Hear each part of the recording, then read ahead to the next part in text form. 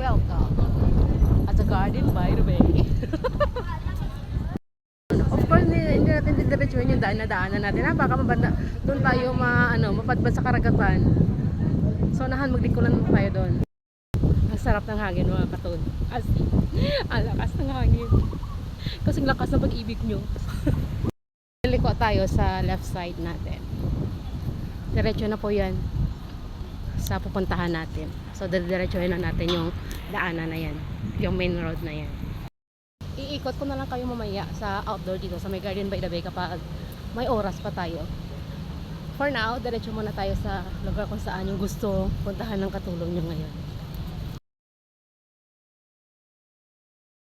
Ang sipag nila, nagka-cut sila ng trees para maging safe yung mga tao.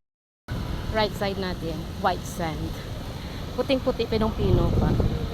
Siya, pero may white sand. Malapit na tayo sa ating destinasyon. Tapos biglang uminit.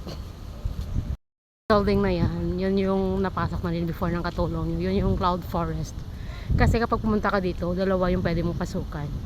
Yung cloud forest at saka yung flower 2. So ngayong araw, papasok tayo sa may flower 2. Bila yung building na yun. Yun po yung papasokan natin ngayong araw.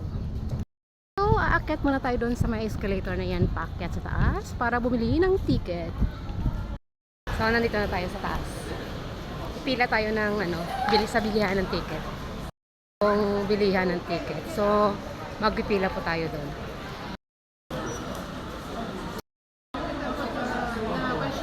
Tayo ng ticket. Pasok mga katulong. Pasok na tayo. Oh. Ang lamig.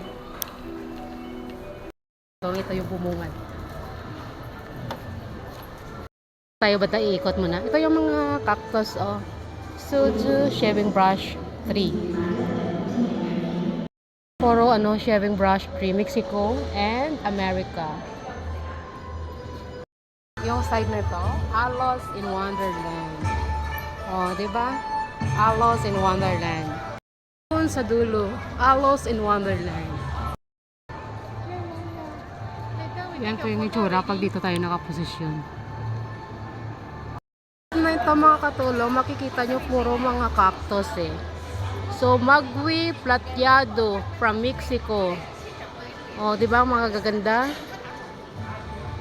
Galing ko sa may Mexico. Oh, lahat to. Rancho Tambor Century plant. Artichoke agave. Tapos yung nakikita natin dito banda mga katulong. So, maghanap naman tayo ng mga bulaklakin. O bulaklakin. Kagaya nyo mga katulong, kita nyo mga magagandang bulaklak. Kasing ganda ninyo.